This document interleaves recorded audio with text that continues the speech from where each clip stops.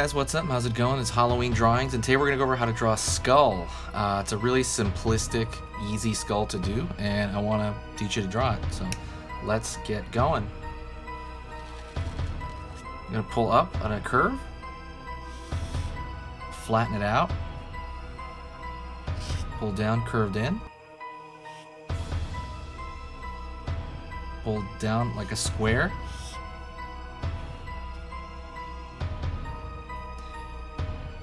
line, line,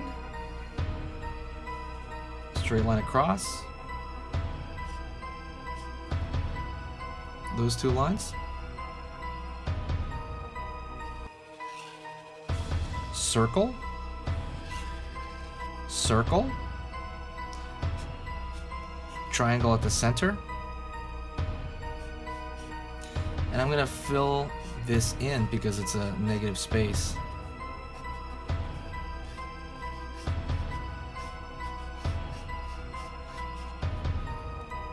And that's pretty much it. That's a really, really simplistic skull. Anyone can do it. It's for beginners. Anyone can draw that. If you found that easy enough, please click that like button and share the video.